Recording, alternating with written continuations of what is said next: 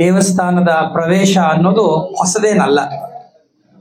ನಾವು ಇತಿಹಾಸದುದ್ದಕ್ಕೂ ಬಾಬಾ ಸಾಹೇಬರ ಕಾಲದಿಂದ ನೋಡ್ತಾ ಬಂದ್ರೆ ಅನೇಕ ಸಂದರ್ಭಗಳಲ್ಲಿ ದೇಶದ ವಿವಿಧ ಕಡೆ ಈ ರೀತಿ ದೇವಸ್ಥಾನದ ಒಳಗೆ ಪ್ರವೇಶ ಮುಕ್ತವಾಗಿರಬೇಕು.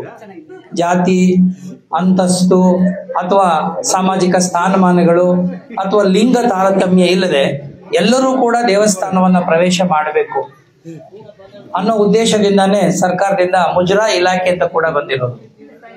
ನಿಮ್ಗೆಲ್ಲ ಗೊತ್ತಿದೆ, ಅದು ಮುಜರಾ ಇಲಾಖೆ ಇದ್ರೂ ಕೂಡ ಅನೇಕರಲ್ಲಿ ಶತಮಾನಗಳಿಂದ ಬಂದಿರತಕ್ಕಂಥ ಆಚರಣೆಗಳ ಹಿನ್ನೆಲೆಯಲ್ಲಿ ಈ ಒಂದು ಕೆಳ ವರ್ಗದವರಿಗೆ ಅಥವಾ ದಲಿತ ವರ್ಗದವರಲ್ಲಿ ಅವರಿಗೆ ದೇವಸ್ಥಾನಕ್ಕೆ ಹೋಗಬಾರದು ಅಂತೇನಿಲ್ಲ, ಆದ್ರೆ ಬಿಡೋದಿಲ್ಲ ಅಂತ ಹೇಳಿದಾಗ ವಿಜಯಕುಮಾರ್ ಅವರು ಹೇಳಿದಂಗೆ ಅದು ಸ್ವಾಭಿಮಾನದ ಆತ್ಮಗೌರವದ ಪ್ರಶ್ನೆ ಆಗ್ತದೆ. ನಾನು ಹುಟ್ಟಿರೋ ಈ ದೇಶದಲ್ಲಿ ನಾನು ಆರಾಧಿಸುವ ದೇವಸ್ಥಾನಕ್ಕೆ ಹೋಗಕ್ಕೆ ನನ್ಗೆ ಯಾರ ಅಪ್ಪಣೆ ಬೇಕು? ದೇವ ಅಥವಾ ದೇವರು ಅನ್ನೋದು ನನ್ನ ವೈಯಕ್ತಿಕ ವಿಚಾರ, ನನ್ನ ಖಾಸಗಿ ವಿಚಾರ. ನಾನು ಯಾವ ದೇವರನ್ನ ಬೇಕಾದ್ರೆ ಆರಾಧಿಸಬಹುದು, ಪೂಜಿಸಬಹುದು, ಆಚರಿಸಬಹುದು. ಆದ್ರೆ ನಿನಗೆ ಆ ದೇವಸ್ಥಾನದ ಒಳಗಡೆ ಪ್ರವೇಶ ಇಲ್ಲ ಅಂತ ಏನು ಈ ಪಟ್ಟಭದ್ರ ಹಿತಾಸಕ್ತಿಗಳು ಆ ರೀತಿ ನಿರ್ಬಂಧ ಹೇರಿದಾಗ ಅದು ಏನಾಗುತ್ತೆ, ಸಾಮಾಜಿಕವಾದಂತ ಸಂಘರ್ಷಕ್ಕೆ ಎಡೆ ಮಾಡ್ಕೊಳ್ತದೆ. ಇದು ಹಿಂದಿನಿಂದ ನಡ್ಕೊಂಡ್ ಬಂದ್ಬಿಟ್ಟಿದೆ. ಇದು ತಪ್ಪು, ಇದು ಆಗಬಾರದು ಅನ್ನೋದೇ ಅರಿವು ಭಾರತದ ಆ ತಂಡದ ಬಹಳ ದೊಡ್ಡ ಒಂದು ಉದ್ದೇಶ. ಇವತ್ತು ನಲ್ಲೂರಿನಲ್ಲಿ ಒಂದು ದೊಡ್ಡ ಈ ಒಂದು ಕಾರ್ಯಕ್ರಮದ ಮೂಲಕ ಬಹಳ ದೊಡ್ಡ ಸಂದೇಶವನ್ನ ನಾವು ನಮ್ಮ ಜಿಲ್ಲೆಗೆ ಮತ್ತು ರಾಜ್ಯಕ್ಕೆ ಕಳಿಸ್ಕೊಡ್ತಾ ಇದ್ದೀವಿ. ದೇವಸ್ಥಾನ ಯಾರೇ ನಿರ್ಮಾಣ ಮಾಡಿಲ್ಲ, ಅದು ಖಾಸಗಿ ಆಗಿರಲಿ ಅಥವಾ ಅದು ಸರ್ಕಾರದ ದೇವಸ್ಥಾನವಾಗಿರ್ಲಿ, ಅವ್ರು ಹೇಳ್ತಾ ಇದ್ರು, ನಮ್ಮ ಶ್ರೀನಿವಾಸ ರೆಡ್ಡಿ ಅವರು ಇಲ್ಲೇ ಇದ್ದಾರೆ, ಮುಜರಾಯಿ ತಹಶೀಲ್ದಾರರು, ಅವ್ರಿಗೆ ಒಂದು ನಿರ್ದೇಶನ ಈಗಾಗಲೇ ಕೊಟ್ಟಿದ್ದೀನಿ ನಾನು. ನಮ್ಮ ಜಿಲ್ಲೆಯಲ್ಲಿ ಇರ್ತಕ್ಕಂಥ 1300ಕ್ಕೂ ಹೆಚ್ಚು ಮುಜರಾಯಿ ದೇವಸ್ಥಾನಗಳಲ್ಲಿ ಈಗೇನು ನೀವು ಹೊರಗಡೆ ಆ ಒಂದು ಫಲಕವನ್ನ ನೀವು ನೋಡ್ತಾ ಇದ್ದೀರಿ, ಆ ಫಲಕವನ್ನ ಹಾಕುವ ಕೆಲಸವನ್ನ ನಾವು ಮಾಡ್ತಾ ಇದ್ದೀವಿ. ಅತ್ಯಂತ ಶ್ರದ್ಧೆಯಿಂದ, ಅತ್ಯಂತ ಆಸಕ್ತಿಯಿಂದ ನಮ್ಮ ಶ್ರೀನಿವಾಸ ರೆಡ್ಡಿ ಅವರು ಅರಿವು ಶಿವಪ್ಪ ತಂಡದ ಜೊತೆ ಸೇರಿಕೊಂಡು ನಾವು ಮಾಡ್ತಾ ಇದ್ದೀವಿ. ಇದ್ರ ಉದ್ದೇಶ ಏನಪ್ಪಾ ಅಂತಂದ್ರೆ, ಸರ್ಕಾರದ ದೃಷ್ಟಿಯಿಂದ, ಕಾನೂನು ದೃಷ್ಟಿಯಿಂದ ಎಲ್ಲರೂ ಒಂದೇ, ಎಲ್ಲಾ ಜಾತಿಯ, ಎಲ್ಲಾ ಧರ್ಮದ, ಎಲ್ಲ ಲಿಂಗಭೇದವಿಲ್ಲದೆ ದೇವಸ್ಥಾನಗಳಿಗೆ ಪ್ರವೇಶ ಮಾಡಬಹುದು, ಪೂಜೆ ಪುನಸ್ಕಾರಗಳನ್ನ ಕೈಗೊಳ್ಳಬಹುದು ಅನ್ನುವ ಒಂದು ಬಹಳ ದೊಡ್ಡ ಸಂದೇಶವನ್ನು ನಾವು ಕಳಿಸ್ತಾ ಇದ್ದೀವಿ. ನಿಜ, ದೇವಸ್ಥಾನದ ಬಗ್ಗೆ ನಾನು ಮಾತಾಡಕ್ ಹೋಗೋದಿಲ್ಲ, ಆದ್ರೆ ದೇವಸ್ಥಾನದ ಪ್ರವೇಶ ಇಲ್ಲಿ ಸಾಂಕೇತಿಕವಾಗಿ ಆಗಿರೋದು ಮಾತ್ರ ನಾವೆಲ್ಲ ಗಮನಿಸಬೇಕು. ಅದು ದೇವಸ್ಥಾನಕ್ಕೆ ಹೋಗಿ ನೀವು ಪೂಜೆ ಮಾಡ್ತಿರೋ, ಭಕ್ತಿಯಿಂದ ನೋಡ್ತಿರೋ, ಅದು ಎರಡನೇ ಭಾಗ. ಆದ್ರೆ ಯಾವ ಒಂದು ಸಾರ್ವಜನಿಕ ಸಂಸ್ಥೆಗೆ ಪ್ರವೇಶನೇ ನಿರಾಕರಿಸಿರುವಂತ ವ್ಯವಸ್ಥೆನಲ್ಲಿ ಅದರ ಒಳಗಡೆ ಹೋಗ್ತಕ್ಕಂಥದ್ದು ಇದೆಯಲ್ಲ, ಅದು ಬಹಳ ದೊಡ್ಡ ವಿಚಾರ ಅಂತ ನಾನು ಇವತ್ತಿಗೂ ಹೇಳಲಿಕ್ಕೆ ನಾನು ಬಯಸ್ತೇನೆ. ಶಿಕ್ಷಣದ ಬಗ್ಗೆ ಬಹಳ ನಮ್ಮ ಮಂಜುನಾಥ್ ಅವರು ಕೂಡ ಮಾತಾಡ್ತಾ ಇದ್ರು, ಶಾಂತರಾಜು ಸಾಹೇಬರು ಕೂಡ ನಿಮಗೆ ಅನೇಕ ವಿಚಾರಗಳು ಹೇಳಿದ್ರು. ಅವರು ಮೈಸೂರು ಯೂನಿವರ್ಸಿಟಿ ರಿಜಿಸ್ಟ್ರಾರ್ ಆಗಿದ್ದಾಗ ನಾನು ಲೆಕ್ಚರರ್ ಕೆಲಸ ಮಾಡ್ತಾ ಇದ್ದೆ ಚಾಮರಾಜನಗರದಲ್ಲಿ. ಮೈಸೂರಿನ ಅಸಿಸ್ಟೆಂಟ್ ಡೈರೆಕ್ಟರ್ ಆಗಿದೆ ಹೇಳಿದೆ. ಅವ್ರು ಬಂದ ತಕ್ಷಣ ಅವ್ರ ಮಕ್ಕ ನೋಡಿದ ತಕ್ಷಣ ನನಗೆ ಜ್ಞಾಪಕ ಆಯ್ತು, ಗೊತ್ತಿರಲಿಲ್ಲ ನನಗೆ ಅವ್ರು ಈ ಊರಲ್ಲಿ ಇದ್ದಾರೆ ಅಂತ. ಇದಿದ್ರೆ ಬಹುಶಃ ನಾನು ಯಾವತ್ತೋ ಮಾತಾಡಿಸ್ತಿದ್ದೇನೋ ಗೊತ್ತಿಲ್ಲ. ನೀವ್ ಹೇಳ್ದಂಗೆ ನಿಮ್ಮ ಅವ್ರ ನಿಮ್ಮ ಕ್ಲಾಸ್ಮೇಟು, ನಾವು ಕಂಡುಕೊಂಡಾಗೆ ಅವಾಗ ನಾನು ಅವ್ರ ಜೊತೆಯಲ್ಲಿ ಕೆಲಸ ಮಾಡ್ತಿದ್ದೆ, ಅದ್ರ ವೈಯಕ್ತಿಕ ಪರಿಚಯ ಇರಲಿಲ್ಲ. ಬಹಳ ನಿಷ್ಠುರವಾದಂತ ವ್ಯಕ್ತಿ, ಬಹಳ ಒಳ್ಳೆಯ ಹೆಸರನ್ನ ಮಾಡಿದಂತಹ ನಮ್ಮ ಅಧಿಕಾರಿ ವಲಯದಲ್ಲಿ ಇವತ್ತಿಗೂ ಕೂಡ ಶಾಂತರಾಜು ಅವ್ರ ಬಗ್ಗೆ, ಅವ್ರು ರಿಟೈರ್ ಆದ್ಮೇಲೆ ಆನಂತರ ನಾನು ಭೇಟಿ ಮಾಡ್ಲಿಕ್ಕೆ ಆಗ್ಲಿಲ್ಲ. ಗೊತ್ತಿತ್ತು ನನಗೆ, ನಮಗೆ ಅವ್ರ ಬಗ್ಗೆ ಗೊತ್ತಿತ್ತು, ಆದ್ರೆ ಅವರಿಗೆ ನಮ್ಮ ಒಡನಾಟ ಇರಲಿಲ್ಲ. ಆದ್ರೆ ಅವ್ರು ಈ ಊರ್ನೂರು ಅಂತ ಹೇಳಿ ನನಗೆ ಬಹಳ ಸಂತೋಷ ಆಯ್ತು. ಒಂದ್ ರೀತಿ ಅವ್ರು ನಿಮ್ಮೆಲ್ಲರ ಹೆಮ್ಮೆಯ ಪುತ್ರ. ನಾನು ಕೇಳಿದೆ, ಏನ್ ಮಾಡ್ತಾ ಇದ್ದೀರಿ ಸರ್ ಅಂತ. ಕಳೆದ 11 ವರ್ಷದಿಂದ ಅವ್ರ ತಾಯಿ ಜೊತೆನಲ್ಲಿ ಕಾಲ ಕಳೀತಾ ಇದಾರೆ ಅಂದ್ರೆ I think he must be very very lucky, or his mother must be very lucky. ನಾನು ದೇವಸ್ಥಾನಗಳಿಗೆ ಹೋಗೋದಿಲ್ಲ ಅನ್ನೋ ಮಾತನ್ನ ನಮ್ಮ ವಿಜಯಕುಮಾರ್ ಅವ್ರು ಹೇಳ್ತಾ ಇದ್ರು. ನಂದು ಹೆಚ್ಚು ಕಡಿಮೆ ಅದೇ, ಆದ್ರೆ ಅಧಿಕಾರಿಯಾಗಿ ಹೋಗ್ಲೇಬೇಕು, ಹಂಗೆ ಹೋಗ್ತೇನೆ. ದೇವಸ್ಥಾನಗಳಿಗೆ ಹೋಗೋ ವಿಚಾರಗಳು ವೈಯಕ್ತಿಕ, ಆದ್ರೆ ಇವ್ರ ಮನೆ ಒಳಗಡೆ ದೇವ್ರನ್ನ ಇಟ್ಕೊಂಡಿದಾರಲ್ಲ, ಆ ದೇವ್ರ ಜೊತೆ ಬದುಕ್ತಾ ಇದಾರಲ್ಲ, ಅದು ಬಹಳ ದೊಡ್ಡ. ತಂದೆ ತಾಯಿಯನ್ನ ಯಾರು ಗೌರವಿಸೋದಿಲ್ವೋ ಅಂತವರು ತೀರ್ಥಯಾತ್ರೆಗೆ ಹೋದ್ರೂ ಪುಣ್ಯವಂತರಾಗೋದಿಲ್ಲ. ಧರ್ಮ ಗ್ರಂಥಗಳು ಓದಿದ್ರು ಕೂಡ ಅವ್ರಿಗೆ ಪುಣ್ಯ ಅಥವಾ ಮೋಕ್ಷ ಸಿಗೋದಿಲ್ಲ. ಯಾರು ತಂದೆ ತಾಯಿಯನ್ನ ಗೌರವಿಸೋದಿಲ್ವೋ, ಅವರ ಕಷ್ಟ ಕಾಲದಲ್ಲಿ ತಂದೆ ತಾಯಿಗಳನ್ನ ನಾವು ನೋಡ್ಕೊಳ್ಳೋದಿಲ್ವೋ, ಅವ್ರನ್ನ ಕಡೆಗಣಿಸ್ತೀವೋ ಅಂಥವರು ಮನುಷ್ಯರಾಗಿರ್ಲಿಕ್ಕೆ ನಾಲಾಯಕ್ಕು. ಇನ್ನು ದೇವಸ್ಥಾನಗಳು, ಚರ್ಚ್ಗಳು, ಮಸೀದಿಗಳು ಅದು ದೂರ ಇಟ್ಬಿಡಿ. ಮೊದಲು ಅದನ್ನೇ ಕಲಿಬೇಕು. ಅದು ಮನುಷ್ಯತ್ವ. ದೈವತ್ವ ಪ್ರಾರಂಭ ಆಗೋದು ಅಲ್ಲಿ. ನನ್ನ ಕಣ್ಣು ಕಾಣುವ ದೇವರು ತಾಯಿಯನ್ನೇ ನಾನು ನಿರಾಕರಿಸ್ಬಿಟ್ರೆ, ನನ್ನ ಕಣ್ಣು ಕಾಣಂತ ದೇವರದ ತಂದೆನ ನಾನು ನಿರಾಕರಿಸ್ಬಿಟ್ರೆ, ಯಾವ ದೇವರನ್ನ ನಾನು ಪೂಜೆ ಮಾಡಿ ಯಾವ ಪುರುಷಾರ್ಥಕ್ಕಾಗಿ ನಾನು ಮಾಡಬೇಕು? ನಿಜ, ದೇವಸ್ಥಾನಗಳಿಗೆ ಹೋದ್ರೆ ಒಂದಷ್ಟು ಆಧ್ಯಾತ್ಮಿಕವಾಗಿ ಒಂದಷ್ಟು ಮನಸ್ಸು ಬದಲಾವಣೆ ಆಗಬಹುದು. ನಾವು ಮಾಡುವಂತ ಕೆಲವೊಂದು ಕ್ರೌರ್ಯಗಳು ಕಡಿಮೆ ಆಗಬಹುದು. ನಮ್ಮಲ್ಲಿ ಬರುವಂತ ಒಂದಷ್ಟು ಕೆಟ್ಟ ಆಲೋಚನೆಗಳಿಗೆ ಒಂದಷ್ಟು ಕಾಲ ಅಲ್ಲಿ ಒಂದು ಬ್ರೇಕ್ ಸಿಗಬಹುದು. ಒಪ್ಕೋತೀನಿ. ಮನುಷ್ಯ ಅಂತ ಅಂದ ಮೇಲೆ 108 ಸಮಸ್ಯೆಗಳು, 108 ಅಡೆತಡೆಗಳು, ಮತ್ತೆ 108 ಸೋಲು ಏರುಪೀರುಗಳು ಇದ್ದೇ ಇರ್ತದೆ. ನಾವು ಸೋಲ್ತೀವಿ, ಒಂದೊಂದ್ಸರಿ ನೊಂದ್ಕೋತೀವಿ, ಒಂದೊಂದ್ಸಾರಿ ನಮಗೆ ಬೇಸರ ಆಗುತ್ತೆ, ಕಣ್ಣಲ್ಲಿ ನೀರು ಬರುತ್ತೆ, ಅಸಹಾಯಕರಾಗ್ತೀವಿ. ಏನಪ್ಪಾ ನಮ್ಗೆ ಯಾರು ಇಲ್ವಲ್ಲ, ನಮ್ನ ಯಾರಪ್ಪ ಉದ್ಧಾರ ಮಾಡೋದು? ಇಷ್ಟೆಲ್ಲ ವಿದ್ಯಾವಂತರಾಗಿ ಇಷ್ಟೆಲ್ಲ ಇದ್ರು ಕೂಡ ನಮ್ಗೆ ಗೌರವ ಇಲ್ವಲ್ಲ. ಆಮೇಲೆ ನನ್ಗೆ ಯಾರು ನನಗೆ ಕಾಪಾಡ್ತಾರೆ ಅಂತಂದಾಗ ಎಲ್ಲೋ ಒಂದು ಅಗೋಚರವಾದ ಶಕ್ತಿ, ತಡಿಯಪ್ಪ ಅಲ್ಲೋ ಕೂತ್ಕೊಳ್ಳೋಣ ಒಂದು 5 ನಿಮಿಷ. ಆ ಕಾರಣಕ್ಕಾಗಿ ಮನುಷ್ಯ ಸೃಷ್ಟಿ ಮಾಡಿಕೊಂಡ ಒಂದು ದೇವಸ್ಥಾನವೋ ಅಥವಾ ಒಂದು ಜಾಗ. ಅಲ್ಲಿಗೆ ಹೋದ್ರೆ ಬಹುಶಃ ಅವನಿಗೊಂದಷ್ಟು ತೃಪ್ತಿ ಸಿಗ್ಬಹುದೇನೋ, ಅವನಿಗೊಂದಷ್ಟು ಆತ್ಮ ಸಂಶೋಧನೆ ಮಾಡ್ಕೊಳ್ಳಕ್ಕೆ ಅವಕಾಶ ಸಿಗ್ಬಹುದೇನೋ, ಆತ್ಮ ಸಂಸ್ಕಾರಕ್ಕೆ ಅವಕಾಶ ಸಿಗ್ಬಹುದೇನೋ, ಅದು ಅವರವರಿಗೆ ಬಿಟ್ಟು ವಿಚಾರ. ಆದ್ರೆ ಇವತ್ತು ದೇವಸ್ಥಾನಗಳು ಏನಾಗೋಗಿದೆ ಅನ್ನೋದು ಕೂಡ ನಿಮ್ಗೆ ಎಲ್ರಿಗೂ ಗೊತ್ತಿದೆ. ಒಂದು ಕಡೆ ಪ್ರವೇಶವನ್ನೇ ನಿರ್ಬಂಧ ಮಾಡ್ತೀವಿ, ಇದು ನಮ್ಮ ಜಾಗ, ನೀವು ಬರೋಂಗಿಲ್ಲ ಅಂತ ಹೇಳ್ತೀವಿ. ಇನ್ನೊಂದು ಕಡೆ ಆ ಎಲ್ಲ ಬಹುತೇಕ ದೇವಸ್ಥಾನಗಳು ಕೂಡ ಒಂದು ರೀತಿ ನಾನು ಗಮನಿಸಿದಂಗೆ ಅದು ಒಂದು ರೀತಿ ಶೋಷಣೆಯ ಕೇಂದ್ರಗಳಾಗಿ ಕೆಲವು ಕಡೆ ಪರಿವರ್ತನೆ ಆಗೋಗಿದೆ. ಇವೆಲ್ಲ ತಪ್ಪಬೇಕು ಅನ್ನೋದೇ ಈ ನಮ್ಮ ಅರಿವು ಭಾರತ ಒಂದು ತಂಡದ ಉದ್ದೇಶ. ಮೊದಲು ಪ್ರವೇಶ ಆಗ್ಲಿ, ಆ ಪ್ರವೇಶ ಆದ್ಮೇಲೆ ಆ ನಂತರದ ತೀರ್ಮಾನಗಳನ್ನ ನಾವು ಅವ್ರಿಗೆ ಬಿಟ್ಬಿಡೋಣ, ಅವ್ರು ತೀರ್ಮಾನ ಮಾಡ್ಲಿ. ಯಾಕೆಂದ್ರೆ ಅವ್ರಿಗೆ ಶಿಕ್ಷಣ ಇದೆ. ಎಲ್ಲರಿಗೂ ಇವತ್ತು ಶಿಕ್ಷಣ ಮುಕ್ತವಾಗಿ ಸಿಗ್ತಾ ಇದೆ. ಶಿಕ್ಷಣ ಎಷ್ಟು ಕ್ವಾಲಿಟೇಟಿವ್ ಆಗಿದೆ ಅನ್ನೋದ್ರ ಬಗ್ಗೆ ನಾನು ಮತ್ತೆ ಮಾತಾಡಕ್ ಹೋಗೋದಿಲ್ಲ. ಶಿಕ್ಷಣದಿಂದ ನಾವು ಎಷ್ಟು ದೊಡ್ಡವರಾಗಿದ್ದೀವೋ, ಒಳ್ಳೆಯವರಾಗಿದ್ದೀವೋ ನನಗೆ ಗೊತ್ತಿಲ್ಲ. ಆದ್ರೆ ಇವತ್ತು ನಾವು ಪತ್ರಿಕೆಗಳು ಓದಿದ್ರೆ, ಇವತ್ತು ನಮ್ಮ ಸುತ್ತ ನಡೀತಾ ಇರುವ ದೌರ್ಜನ್ಯಗಳು, ಅನ್ಯಾಯಗಳ, ಅಕ್ರಮಗಳು ನೋಡಿದ್ರೆ ಅವೆಲ್ಲ ನನಗನ್ಸೋ ಪ್ರಕಾರ ಶಿಕ್ಷಿತರಿಂದನೇ ಜಾಸ್ತಿ ದೌರ್ಜನ್ಯಗಳು ಮತ್ತು ಅಕ್ರಮಗಳಾಗ್ತಾ ಇದೆ, ಮೋಸಗಳು ನಡೀತಾ ಇದೆ. ಯಾರು ಓದಿಲ್ವೋ ಅವರು ತಂಪಾಡಿಗೆ ಇದ್ಬಿಟ್ಟಿದ್ದಾರೆ. ಅವರು ಮೋಸ ಮಾಡಕ್ ಹೋಗ್ತಾ ಇಲ್ಲ, ಅನ್ಯಾಯ ದೊಡ್ಡ ಪ್ರಮಾಣದಲ್ಲಿ ಅಕ್ರಮ ಮಾಡಕ್ ಹೋಗ್ತಾ ಇಲ್ಲ. ಯಾರು ಕಲಿತವರಿದ್ದಾರೋ, ಯಾರು ಓದ್ದವರಿದ್ದಾರೋ ಅವರೇ ಹೆಚ್ಚು ಕ್ರೌರ್ಯದಲ್ಲಿ ತೊಡಗಿದ್ದಾರೆ. ಇದು ಬಹಳ ನೋವಿನ ಒಂದು ಸಂಗತಿ ನಾವು ಫೇಸ್ ಮಾಡ್ತೀವಿ. ಹಾಗಾದ್ರೆ ಎಂತ ಶಿಕ್ಷಣ ಕೊಡ್ತಾ ಇದೀವಲ್ಲ ಪ್ರಶ್ನೆ ಬರುತ್ತೆ. ಅದಕ್ಕೆ 20ನೇ ಶತಮಾನದಲ್ಲಿ ಬಹಳ ದೊಡ್ಡ ಒಬ್ಬ ಇಂಗ್ಲೆಂಡ್ ಫಿಲಾಸಫರ್ ಬರ್ಟ್ರಾಂಡ್ ರಸೆಲ್ ಅಂತ ಅವ್ರನ್ನ ಮಾತು ಹೇಳ್ತಾರೆ. ಏನಪ್ಪಾ ಅಂದ್ರೆ, ಮೆನ್ ಆರ್ ಬಾರ್ನ್ ಇಗ್ನೋರೆಂಟ್ ಅಂತೆ. ಮನುಷ್ಯ ಹುಟ್ಟುವಾಗ ಮುಗ್ಧವಾಗಿ ಹುಟ್ಟುಬಿಟ್ಟಿದ್ದಾನಂತೆ. Men are born ignorant but they are made stupid by this education system ಅಂತ ಹೇಳ್ತಾರೆ. ಒಬ್ಬ ಇಂಗ್ಲೆಂಡಿನ ಬಹಳ ದೊಡ್ಡ ಫಿಲಾಸಫರ್ ಬರ್ಟ್ರಾಂಡ್ ರಸೆಲ್ ಅಂತ ಅವ್ನು ಹೇಳ್ತಾರೆ, ಮನುಷ್ಯ ಹುಟ್ಟುವಾಗ ಮುಗ್ಧಪ್ಪ, ಅವನಿಗೇನು ಗೊತ್ತಿಲ್ಲ, ಹುಟ್ಟಿದ್ದಾನೆ. ಆದ್ರೆ ಈ ಶಿಕ್ಷಣ ವ್ಯವಸ್ಥೆ ಇದೆಯಲ್ಲ, ಈ ಶಾಲಾ ಕಾಲೇಜು ಮತ್ತು ಯೂನಿವರ್ಸಿಟಿಗಳು, ಇವು ಅವನನ್ನ ಒಬ್ಬ ಮುಠಾಳನಾಗಿ ಮೂರ್ಖನನ್ನಾಗಿ ಮಾಡಿಬಿಟ್ಟಿದೆ ಅಂತ ಹೇಳ್ತಾರೆ. ಯಾವ ಶಿಕ್ಷಣ ನಮ್ಮಲ್ಲಿ ಘನತೆ ಬೆಳೆಸಬೇಕಾಗಿತ್ತು, ಯಾವ ಶಿಕ್ಷಣ ನಮ್ಮಲ್ಲಿ ಆತ್ಮಗೌರವವನ್ನ ಬೆಳೆಸಬೇಕಾಗಿತ್ತು, ಯಾವ ಶಿಕ್ಷಣ ನಮ್ಮಲ್ಲಿ ಆತ್ಮವಿಶ್ವಾಸವನ್ನ ಬೆಳೆಸಬೇಕಾಗಿತ್ತು, ಅದು ಮಾಡದೆ ಹೋದಾಗ ಏನಾಗಿರ್ತೀವಿ, ನಾವೆಲ್ಲ ಶೋಷಿತರ ಕೈಗೆ ಸಿಕ್ಕಾಕೊಂಡ್ಬಿಡ್ತೀವಿ, ಪಟ್ಟಭದ್ರರ ಕೈಗೆ ಸಿಕ್ಕಾಕೊಂಡ್ಬಿಡ್ತೀವಿ. ಆ ಕಾರಣಕ್ಕಾಗಿ ನಾವು ಶಿಕ್ಷಣ ಕೊಡುವ ಜೊತೆನಲ್ಲಿ ಮಕ್ಕಳಿಗೆ ತಾಯಂದಿರು, ತಂದೆಯವ್ರು ನಾ ಏನ್ ಕೇಳ್ಕೊತೀನಿ ನಿಮ್ಗೆ ಅಂದ್ರೆ, ಒಂದಷ್ಟು ಜೀವನ ಶಿಕ್ಷಣವನ್ನು ಕಲಿಸ್ಕೊಡಿ. ಕಾಲೇಜು ಯೂನಿವರ್ಸಿಟಿಗಳಿಗೆ ಬರೀ ಶಿಕ್ಷಣ ಕೊಡ್ತಾರೆ, ಆದ್ರೆ ಲೈಫ್ ಸ್ಕಿಲ್ಸ್ ಹೇಳ್ಕೊಡೋದಿಲ್ಲ, ಜೀವನ ಶಿಕ್ಷಣ ಹೇಳ್ಕೊಡೋದಿಲ್ಲ. ಜೀವನ ಶಿಕ್ಷಣ ಅಂದ್ರೇನು ನೋಡಿ, ಇವರು ಹಿರಿಯರು, ಈ ಊರಿನ ಬಹಳ ದೊಡ್ಡ ಪ್ರಮುಖರು, ಮತ್ತೆ ಮೊದಲ ಗ್ರಾಜ್ಯುಯೇಟ್, ಇವ್ರಿಗಿರೋ ಅನುಭವ ಯಾವ ಯೂನಿವರ್ಸಿಟಿ ಹೇಳ್ಕೊಡುತ್ತೆ ನಿಮಗೆ? ಯಾವ ಯೂನಿವರ್ಸಿಟಿ ಹೇಳುತ್ತೆ? ನಾನು ಯಾವಾಗ್ಲೂ ಹೇಳ್ತಾ ಇರ್ತೇನೆ, ನಾನು ಕಲಿತದ್ದು ಯೂನಿವರ್ಸಿಟಿ ಒಳಗಡೆ ಅಲ್ಲ, ಕ್ಲಾಸ್ ರೂಮ್ ಅಲ್ಲಿ ಅಲ್ಲ.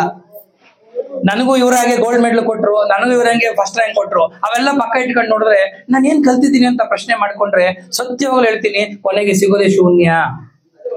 ನಾನು ಶಾಲೆಯಿಂದ ಯೂನಿವರ್ಸಿಟಿಯಿಂದ ಕಲ್ತದ್ದು ಶೂನ್ಯ. ಬರೀ ಸರ್ಟಿಫಿಕೇಟ್ ಕೊಟ್ಟಿದ್ದಾರೆ. ನನಗೂ ಸರ್ಟಿಫಿಕೇಟ್ ಇಂದ ಒಂದು ಕೆಲಸ ಸಿಕ್ಕಿದೆ, ಕೆಲಸದಿಂದ ನನ್ನ ಹೆಂಡತಿ ಮಕ್ಕಳು ಸಂತೋಷವಾಗಿದ್ದಾರೆ, ನಾನು ಹೊಟ್ಟೆ ಪಾಡಾಗ್ತಾ ಇದೆ. ಆದ್ರೆ ನಾನು ಎಷ್ಟು ಮಟ್ಟಿಗೆ ಮನುಷ್ಯನಾಗಿ ಬದುಕ್ತಾ ಇದ್ದೀನಿ, ಮನುಷ್ಯತ್ವವನ್ನು ರೂಪಿಸ್ಕೊಂಡಿದ್ದೀನಿ, ನನ್ನ ಜೊತೆಯವ್ರ ಜೊತೆ ಸ್ಪಂದಿಸ್ತಾ ಇದ್ದೀನಿ, ಅವರ ಕಷ್ಟ ಸುಖಕ್ಕೆ ಆಗ್ತಾ ಇದ್ದೀನಿ, ಇದಲ್ವ ಶಿಕ್ಷಣ? ನನ್ನಲ್ಲಿ ಅನುಕಂಪ ಇದೆಯಾ, ಅಂತಃಕರಣ ಇದೆಯಾ, ಇನ್ನೊಬ್ಬರಿಗೆ ಸಹಾಯ ಮಾಡೋ ಮನಸ್ಸು ಇದೆಯಾ? ಇನ್ನೊಬ್ಬರ ನೋವಿಗೆ ಸ್ಪಂದಿಸ್ತೀನ ನಾನು, ಇದು ಶಿಕ್ಷಣ ಆಗಬೇಕು.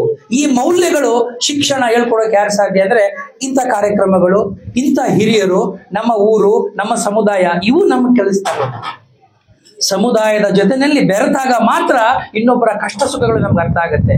ನಾನು ಒಂದ್ ಕಡೆ ಇದ್ಕೊಂಡು ನಾನು ಓದ್ಬಿಟ್ಟಿದ್ದೀನಿ, ನಾನು ದೊಡ್ಡ ಅಧಿಕಾರಿ ಅನ್ನುವ ಅಹಂಕಾರದಲ್ಲಿ ನಾನೇನಾದ್ರೂ ಮೆರೆದಿದ್ದೆ ಆದ್ರೆ ನನ್ನ ಅಂತ್ಯ ಅಲ್ಲಿಂದೇ ಪ್ರಾರಂಭ ಆಗ್ತದೆ. ಶಿಕ್ಷಣ ಮನುಷ್ಯನಲ್ಲಿ ವಿನಯವನ್ನ ಕಲಿಸ್ಬೇಕು, ಅಹಂಕಾರವನ್ನ ಕಲಿಸಬಾರ್ದು. ಇವತ್ತು ಶಿಕ್ಷಣ ನಮ್ಮಲ್ಲಿ ಆರೋಗ್ಯನ್ಸ್ ಅನ್ನ ಕಲಿಸ್ತಾ ಇದೆಯಲ್ಲ, ಇದು ಬಹಳ ದೊಡ್ಡ ದುರಂತ. ಅದಕ್ಕೆ ತಾವು ಮಕ್ಕಳಿಗೆ ಓದಿಸುವಾಗ, ವಿದ್ಯೆ ಕೊಡುವಾಗ ದಯವಿಟ್ಟು ವಿದ್ಯೆ ಕೊಡಬೇಕು. ವಿದ್ಯೆ ಕೊಡಬೇಡಿ ಅಂತ ನಾನು ಹೇಳೋದಿಲ್ಲ, ವಿದ್ಯೆ ಬೇಕೇ ಬೇಕು. ಅದ್ರ ಜೊತೆನಲ್ಲಿ ಆ ಮಕ್ಕಳಲ್ಲಿ ಒಂದಷ್ಟು ಸ್ವಂತಿಕೆಯನ್ನ, ವಿವೇಚನೆಯನ್ನ, ಒಂದಷ್ಟು ಮೌಲ್ಯಗಳನ್ನ ಸೇರಿಸಿದ್ರೆ ಅದನ್ನೆಲ್ಲ ಸೇರಿಸಿ ನಾವೇನ್ ಹೇಳ್ತೀವಿ, ಸಂಸ್ಕಾರ ಅಂತ ಕರಿತೀವಿ. ಆ ಸಂಸ್ಕಾರ ಬೇಕು. ಅದನ್ನೇ ನಾವ್ ಹೇಳೋದು ಕ್ಯಾರೆಕ್ಟರ್ ಬಿಲ್ಡಿಂಗ್ ಅಂತ. ವಿವೇಕಾನಂದರು ಹೇಳಿದಂದ್ರೆ ಶಿಕ್ಷಣ ಅಂತಂದ್ರೆ, ವಿವೇಕಾನಂದರು ಹೇಳಿದ್ರೆ ವ್ಯಕ್ತಿತ್ವ ನಿರ್ಮಾಣ ಆಗಬೇಕು. ಕೇವಲ ಡಿಗ್ರಿ ಕೊಡೋದಲ್ಲ, ಕೇವಲ ಸರ್ಟಿಫಿಕೇಟ್ ಕೊಡೋದಲ್ಲ, ಒಂದು ಉದ್ಯೋಗ ಸೃಷ್ಟಿ ಮಾಡಿಕೊಳ್ಳೋದಲ್ಲ ಶಿಕ್ಷಣದ ಉದ್ದೇಶ. ಶಿಕ್ಷಣದ ಉದ್ದೇಶ ನನ್ನನ್ನ ನಿಮ್ಮನ್ನ ಮನುಷ್ಯರನ್ನಾಗಿ ಮಾಡೋದು, ವ್ಯಕ್ತಿತ್ವವನ್ನ ಕಟ್ಕೊಡೋದು. ನಾನು ಆ ವ್ಯಕ್ತಿತ್ವವನ್ನ ಕಟ್ಕೊಳಕ್ ಆಗದೆ ಹೋದ್ಮೇಲೆ ಎಲ್ಲಿಗೆ ಹೋದ್ರು ಕೂಡ, ಏನೇ ಮಾಡಿದ್ರು ಕೂಡ ನನಗೆ ಮೋಕ್ಷ ಅಥವಾ ನನಗೆ ಏನು ಒಳ್ಳೇದಂತೂ ಆಗ್ಲಿಕ್ಕೆ ಸಾಧ್ಯ ಇಲ್ಲ. ಇವತ್ತು ನಲ್ಲೂರಿನ ಜನತೆ ಸೋಮಪ್ಪವ್ರನ್ನ ನಿಜಕ್ಕೂ ಸಂತೋಷ ಆಗುತ್ತೆ, ಅವ್ರನ್ನ ಅಭಿನಂದಿಸಬೇಕು. ಬಹಳ ದೊಡ್ಡ ಒಂದು ದಿಟ್ಟವಾದ ನಿರ್ಧಾರವನ್ನು ಅವ್ರು ಮಾಡಿದ್ದಾರೆ. ಖಾಸಗಿನಲ್ಲಿ ಇಷ್ಟೆಲ್ಲ ಖರ್ಚು ಮಾಡಿ ಸುಂದರವಾದ ದೇವಸ್ಥಾನ ಮಾಡಿದ್ದಾರೆ. ಸಾರ್ವಜನಿಕರು, ನೀವು ಊರವರೆಲ್ಲ ಸಹಾಯ ಮಾಡಿದ್ದೀರಿ, ಅಕ್ಕಪಕ್ಕದ ಊರವರೆಲ್ಲರೂ. ನಿಮ್ಮ ಹೃದಯವಂತಿಕೆಗೆ ನನ್ನ ಶರಣು, ನನ್ನ ದೊಡ್ಡ ನಮಸ್ಕಾರ. ಯಾಕೆಂದ್ರೆ ಒಂದು ಕೆಲಸನ ನಮ್ಮ ಮನೆಯಲ್ಲಿ ನಾವೇನಾದ್ರು ಮಾಡಕ್ ಹೋದ್ರೆ ಮೊದಲು ನಮ್ಗೆ ಅಡ್ಡ ಬರೋದೇ ನಮ್ಮ ಹೆಂಡತಿ ಮಕ್ಕಳು. ಹೇಳಿದ್ರು, ನಮ್ಮ ಮೇಷ್ಟ್ರು ಹೇಳ್ತಾ ಇದ್ರು, ಅವ್ರ ತಾಯಿನ ಕನ್ವಿನ್ಸ್ ಮಾಡಕ್ ಅವ್ರಿಗೆ ಆಗ್ಲಿಲ್ಲ ಅಂತ. ನನಗೂ ನಿಮ್ಗೆ ಆಶ್ಚರ್ಯ ಆಗ್ಬೋದು, ಕಾರ್ಪೊರೇಷನ್ ಕಮಿಷನರ್ ಆಗಿದೆ ಮೈಸೂರಿನಲ್ಲಿ. ನಾನು ಕಾರ್ಪೊರೇಷನ್ ಕಮಿಷನರ್ ಆಗಿದ್ದಾಗ ಅಲ್ಲಿ ಈ ಹೊಸ ಕಸ ಮತ್ತು ಹಸಿ ಕಸಗಳನ್ನ, ಒಣ ಕಸ ಮತ್ತು ಹಸಿ ಕಸನ ಬೇರ್ಪಡಿಸಬೇಕು. ನಾನು ಕಮಿಷನರ್ ಆಗಿ ಎಲ್ಲರೂ ಆದೇಶ ಹೊರಡಿಸಿದ್ದೀನಿ. ನನ್ನ ಮನೆಗೆ ಬಂದು ನೋಡಿದ್ರೆ ನನ್ನ ಹೆಂಡತಿ 2 ಮಿಕ್ಸ್ ಮಾಡಿ ಕೊಡ್ತಿದ್ದಾಳೆ. ಅವಳು ಗೊತ್ತು, ಅವಳು ಪ್ರೊಫೆಸರು, ಇಂಗ್ಲಿಷ್ ಪ್ರೊಫೆಸರ್, ಅವಳಿಗೂ ಗೊತ್ತಿದೆ. ಆದ್ರೆ ಅವಳು ಮಾಡ್ತಾ ಇಲ್ಲ. ಅವಳು ಏನ್ ಮಾಡ್ತಿದ್ದಾಳೆ, ಕೆಲಸದೊಳಗೆ ಹೇಳ್ತಿದ್ದಾಳೆ, ಕೆಲಸದೊಳಗೆ ಮಾಡ್ತಿಲ್ಲ. ನಾನು ಹೇಳ್ತಿರೋ 15 ವರ್ಷದ ಹಿಂದೆ. ಆಗ ಇನ್ನು ಈ ನಮ್ಮ ಈ ಕಸದ ಬಗ್ಗೆ ಅಷ್ಟೊಂದು ಜಾಗೃತಿ, ಅವೇರ್ನೆಸ್ ಆಗಿ ಪ್ರಾರಂಭ ಆಗ್ತಾ ದಿನಗಳು. ಆಮೇಲೆ ಒಬ್ಬ ಪ್ರೊಫೆಸರ್, ಇಂಗ್ಲಿಷ್ ಪ್ರೊಫೆಸರ್, ನನ್ನ ಹೆಂಡತಿಗೆ ನಾನು ಹೇಳ್ಬೇಕಾಗಿತ್ತು, ನೀನು ನನ್ನ ಮನೆಯಲ್ಲಿ ನೀನೇ ಕಸನ ವಿಂಗಡಣೆ ಮಾಡಿ ಕೊಡದೆ ಹೋದ್ರೆ, if you do not source ನಲ್ಲಿ ಅದನ್ನ ನೀನು ಡೈವರ್ಟ್ ಮಾಡಿ ಕೊಡದೆ ಹೋದ್ರೆ, ಬೇರ್ಪಡಿಸಿ ಕೊಡದೆ ಹೋದ್ರೆ, ಸೆಗ್ರಿಗೇಷನ್ ಮಾಡದೆ ಹೋದ್ರೆ, ನಾನು ಬೇರೆಯವ್ರಿಗೆ ಹೇಳಕ್ ನನಗೇನ್ ನೈತಿಕತೆ ಇದೆ? ಸೊ ಒಬ್ಬ ಕಲಿತಂತ ನನ್ನ ಹೆಂಡತಿಗೆ ನಾನು ಅಡ್ವೈಸ್ ಮಾಡಿ ಎಜುಕೇಟ್ ಮಾಡಬೇಕಾದಂತ ಪರಿಸ್ಥಿತಿ ನನಗೆ ಬಂತು. ಅದು ನಮಗೆ ಬಹಳ ದೊಡ್ಡ ಬಾಟಲ್ ನೆಕ್. ನಾನು ಯಾವಾಗ್ಲೂ ಹೇಳ್ತೀನಿ ಕೇಳಿ, ನಾವು ಯಾವುದೇ ಸಾಮಾಜಿಕ ಬದಲಾವಣೆ ಕೆಲಸದಲ್ಲಿ ತೊಡಗಿದಾಗ ಅಥವಾ ಸಮಾಜದಲ್ಲಿ ಒಳ್ಳೆ ಕೆಲಸ ಮಾಡಬೇಕು ಅಂತ ಹೋದಾಗ ಮೊದಲು ನಮ್ಗೆ ಅಡ್ಡ ಬರೋದೇ ನಮ್ಮ ಮನೆಯವರು. ಕಾರಣ ಏನಪ್ಪಾ ಅಂದ್ರೆ, ಅವ್ರಿಗೆ ನಾವು ಎಜುಕೇಟ್ ಮಾಡಿಲ್ಲ. ಮಾಡ್ಬೇಕದು ನಮ್ಮ ಜವಾಬ್ದಾರಿ. ನಾವು ಹೊರಗಡೆ ಹೋಗಿ ನೀವೆಲ್ಲ ಉದ್ಧಾರ ಆಗಿ ಅಂತ ಹೇಳೋದಕ್ಕಿಂತ ಮೊದಲು ನನ್ನ ಮನೆ ಶುದ್ಧವಾಗಿದೆಯಾ, ನನ್ನ ಮನೆ ಎಲ್ಲರೂ ಕೂಡ ನನ್ನ ದಾರಿನಲ್ಲಿ ಬರ್ತಾ ಇದ್ದಾರಾ, ಅವ್ರಿಗೆ ಆ ಒಂದು ಜಾಗೃತಿ ಮೂಡಿದ್ಯಾ ಅನ್ನೋ ಕೆಲಸವನ್ನ ಮೊದಲು ನಾವು ಮಾಡಬೇಕು. The first my family has to be educated, sensitised and empowered. ಆಗ ಆಟೋಮ್ಯಾಟಿಕ್ ಆಗಿ ನನ್ನ ಮನೆ ನಂದಾಗೋಕಲಾಗೋಗುತ್ತೆ. ಎಲ್ಲರನ್ನೂ ಸ್ವೀಕರಿಸ್ತೀವಿ, ಎಲ್ಲರನ್ನೂ ಪ್ರೀತಿಸ್ತೀವಿ, ಎಲ್ಲರನ್ನು ಗೌರವಿಸ್ತಕ್ಕಂಥ ವಾತಾವರಣ ಸಹಜವಾಗಿ ಅಲ್ಲಿ ಸೃಷ್ಟಿಯಾಗ್ತದೆ. ಅಂತ ವಾತಾವರಣ ಇವತ್ತು ನಲ್ಲೂರಿನಲ್ಲಿ ಸೃಷ್ಟಿಯಾಗಿದೆ. ಅದಕ್ಕೆ ಕಾರಣಕರ್ತರಾದ ನಿಮ್ಮೆಲ್ಲರಿಗೂ ನನ್ನ ವೈಯಕ್ತಿಕವಾದ ಮತ್ತು ಜಿಲ್ಲಾಡಳಿತ ಪರವಾದಂತಹ ಹೃತ್ಪೂರ್ವಕವಾದಂತಹ ಅಭಿನಂದನೆಗಳನ್ನು ತಿಳಿಸ್ತಾ, ಈ ರೀತಿ ಕಾರ್ಯಕ್ರಮಗಳು ಮತ್ತಷ್ಟು ಜಾಸ್ತಿ ಆಗ್ಲಿ. 1300 ದೇವಸ್ಥಾನಗಳಲ್ಲೇ ಖಾಸಗಿ ದೇವಸ್ಥಾನಗಳು ಕೂಡ 2000ಕ್ಕಿಂತ ಹೆಚ್ಚು ದೇವಸ್ಥಾನಗಳಿದೆ. ಆ ಎಲ್ಲ ಕೇಂದ್ರಗಳಲ್ಲೂ ಎಲ್ಲರೂ ಮುಕ್ತವಾಗಿ ದೇವಸ್ಥಾನಕ್ಕೆ ಹೋಗಬೇಕು. ಇದು ನಮ್ಮೂರು ದೇವಸ್ಥಾನ ಅಷ್ಟೇ ಗೊತ್ತಿರೋದು. ಆ ನಮ್ಮೂರು ದೇವಸ್ಥಾನ ಅಂತಂದ್ರೆ ಹೋಗ್ಬಿಟ್ಟು ನನಗೆ ಸಮಾಧಾನಕ್ಕೋಸ್ಕರ 1-2 ನಿಮಿಷ ಕೂತ್ಕೋತೀನೋ, 10 ನಿಮಿಷ ಕೂತ್ಕೋತೀನೋ, ಆ ಸ್ವಾತಂತ್ರ್ಯ ಆ ಜನಕ್ಕಿರಬೇಕು. ಅದು ಅವರ ಮೂಲಭೂತವಾದಂತ ಆಯ್ಕೆ ಸ್ವಾತಂತ್ರ್ಯ ಆಗಬೇಕು. ಆ ಆಯ್ಕೆ ಸ್ವಾತಂತ್ರ್ಯ ಯಾವಾಗ ಸಿಗತ್ತೆ, ಆಗ ವ್ಯಕ್ತಿತ್ವ ನಿರ್ಮಾಣ ಆಗುತ್ತೆ. ಆ ಸಮಾಜದಲ್ಲಿ, ಆ ಸಮುದಾಯದಲ್ಲಿ ಸಹಜವಾಗಿ ಒಂದು ಸಾಮರಸ್ಯ ಮೂಡಕ್ಕೆ ಬರ್ಲಿಕ್ಕೆ ಸಾಧ್ಯವಾಗುತ್ತೆ. ಆದರೆ ದೇವರ ಹೆಸರಿನಲ್ಲಿ ಯಾವುದೇ ಕಾರಣಕ್ಕೂ ಯಾರುವೆ ಶೋಷಣೆ ಮಾಡೋದಾಗ್ಲಿ, ಮೌಢ್ಯ ಮಾಡೋದಾಗ್ಲಿ ಅಥವಾ ಕಂದಾಚಾರವನ್ನ ಪ್ರೋತ್ಸಾಹ ಮಾಡೋದಾಗ್ಲಿ ಮಾಡಬಾರ್ದು. ಇದು ತಪ್ಪು. ಇದು ಸಂವಿಧಾನ ವಿರೋಧಿಯಾದಂತಹ ಒಂದು ನಡವಳಿಕೆ ಆಗುತ್ತೆ. ಸಂವಿಧಾನ ಏನ್ ಹೇಳುತ್ತೆ? ವೈಚಾರಿಕವಾದಂತಹ ಮನಸ್ಥಿತಿಗಳನ್ನ ಬೆಳೆಸಿ, ವಿಚಾರವಂತರಾಗಿ ಪ್ರಶ್ನೆ ಮಾಡೋ ಮನೋಭಾವನ ಬೆಳೆಸ್ಕೊಳ್ಳಿ. ಅದಕ್ಕೆ ಶಾಂತರಾಜ್ ಸಾಹೇಬರು ಹೇಳ್ತಾ ಇದ್ರು, ಸಂವಿಧಾನ ಅನ್ನೋದನ್ನ ನೀವು ಮತ್ತಷ್ಟು ಸಾರಿ ಓದ್ತಾ ಇರಿ, ಪುನಃ ಅದನ್ನ ಪಠಣ ಮಾಡಿ. ನಮ್ಮ ಇಡೀ ಈ ದೇಶದ ಜೀವಾಳವೇ ಆ ಸಂವಿಧಾನ. ಇವತ್ತು ನಾವು ಇಷ್ಟು ನೆಮ್ಮದಿಯಾಗಿ, ಸಂತೋಷವಾಗಿ, ಸುಖವಾಗಿ ಇದ್ದೀವಿ ಈ ದೇಶದಲ್ಲಿ ಅಂತಂದ್ರೆ ಸ್ನೇಹಿತರೆ, ಅದಕ್ಕೆ ಕಾರಣ ನಾವು ಪಡ್ಕೊಂಡಿರ್ತಕ್ಕಂಥ ಬಾಬಾ ಸಾಹೇಬರು ಕೊಟ್ಟಿರ್ತಕ್ಕಂಥ ಆ ಶ್ರೇಷ್ಠವಾದಂತ ಸಂವಿಧಾನ ಗ್ರಂಥ. ಇಲ್ಲ ಅಂತಂದ್ರೆ 5,000 ವರ್ಷಗಳಿಂದ ನಿರಂತರವಾಗಿರುವ ಈ ದೇಶ ಇಷ್ಟು ಸುಭದ್ರವಾಗಿ, ಸುಭಿಕ್ಷೆಯಿಂದ, ಸಮೃದ್ಧಿಯಾಗಿರ್ಲಿಕ್ಕೆ ಕಾರಣ ಆ ಒಂದು ಸಂವಿಧಾನದ ಮಾತ್ರ ಯಾರು ಮರೆಯಕ್ಕೆ ಹೋಗಬಾರ್ದು. ಹಿಂದೆ ಸಂವಿಧಾನ ಇರಲಿಲ್ಲ. ಸಂವಿಧಾನ ಬರೋಕ ಪೂರ್ವದಲ್ಲಿ ನಮಗೆ ಯಾರ್ಯಾರೋ ಇದ್ರು, ಯಾರ್ಯಾರೋ ಆಳ್ವಿಕೆ ಮಾಡ್ತಾ ಇದ್ರು. ನಾವು ಗುಲಾಮಗಿರಲಿದ್ದು, ಯಾರೋ ಮಾತನ್ನ ಕೇಳ್ತಾ ಇದ್ದೋ, ನಮ್ಗೆ ಗೊತ್ತಿರ್ಲಿಲ್ಲ. ಆದ್ರೂ ಕೂಡ ಈ ದೇಶ ಅಚಲವಾಗಿ ಉಳ್ಕೊಂಡಿದೆ, ಅವಿಚ್ಛಿನ್ನವಾಗಿ ಉಳ್ಕೊಂಡಿದೆ. ಈ ದೇಶ ನಂತರವೂ ಕೂಡ ಇವತ್ತಿಷ್ಟು ಗಟ್ಟಿಯಾಗಿದೆ, ಸಮೃದ್ಧಿಯಾಗಿದೆ, ಬಲಶಾಲಿಯಾಗಿದೆ, ಆತ್ಮವಿಶ್ವಾಸದಿಂದ ಮುಂದೆ ಹೋಗ್ತಾ ಇದೆ ಅಂತ ಅದಕ್ಕೆ ಮುಖ್ಯವಾದ ಕಾರಣ ನಮ್ಮ ಈ ಸಂವಿಧಾನ. ಆ ಸಂವಿಧಾನದ ಬಗ್ಗೆ ನಾವೆಲ್ಲರೂ ಗೌರವ ಇಟ್ಕೊಂಡ್ರೆ ಸಾಲದು, ಓದಬೇಕು. ಓದ್ಬಿಟ್ಟು ಅದನ್ನ ವಿಶ್ಲೇಷಣೆ ಮಾಡಬೇಕು. ವಿಶ್ಲೇಷಣೆ ಮಾಡಿ ನಮ್ಮ ಮುಂದಿನ ಪೀಳಿಗೆಗೆ ಅದರ ಒಂದು ಮಹತ್ವವನ್ನ ನಾವೆಲ್ಲರೂ ಹೇಳ್ಕೊಡುವಂತ ಕೆಲಸ ಮಾಡಬೇಕು. ಅದಕ್ಕೆ ಅವ್ರು ಹೇಳ್ತಾ ಇದ್ರು ಶಾಂತರಾಜ್ ಅವರು, ಬರೀ ಯಾರೋ ನಾವೆಲ್ಲ ಪೊಲಿಟಿಕಲ್ ಸೈನ್ಸ್ ಓದೋರು ಮಾತ್ರ ಸಂವಿಧಾನದ ಬಗ್ಗೆ ಓದ್ಕೊಂಡಿರ್ತೀವಿ. ಅದು ಫಂಡಮೆಂಟಲ್ ರೈಟ್ಸು, ಅದು ಫಂಡಮೆಂಟಲ್ ಡ್ಯೂಟೀಸು ಮತ್ತು ರೈಟ್ಸ್ ಬಗ್ಗೆನೇ ಅವ್ರು ಹೇಳಿದ್ರು. ನಿಜ, ಬರೀ ರೈಟ್ಸ್ ಬಗ್ಗೆನೇ ಜಾಸ್ತಿ ಹೇಳ್ತಾ ಇರ್ತೀವಿ ನಾವು, ನನ್ನ ಹಕ್ಕು ಅಂತ. ಆದ್ರೆ ಅದೇ ಸಂವಿಧಾನ ಒಂದು ಮೂಲಭೂತವಾದ ಕರ್ತವ್ಯಗಳ ಬಗ್ಗೆನೂ ಹೇಳಿದಿಲ್ಲ. ಆ ಕರ್ತವ್ಯಗಳನ್ನು ಕೂಡ ನಾವೆಲ್ಲರೂ ಮನನ ಮಾಡಿಕೊಳ್ಳಬೇಕು. ಅದು ಎಲ್ಲರಿಗೂ ಸಂವಿಧಾನ ಜಾರಿ ಆಗಬೇಕು. ಅವ್ರು ಸೈನ್ಸ್ ಓದ್ಲಿ, ಆರ್ಟ್ಸ್ ಓದ್ಲಿ, ಕಾಮರ್ಸ್ ಓದ್ಲಿ, ಮ್ಯಾನೇಜ್ಮೆಂಟ್ ಓದ್ಲಿ, Constitution should become an important subject in all our high schools and PU colleges and degree colleges.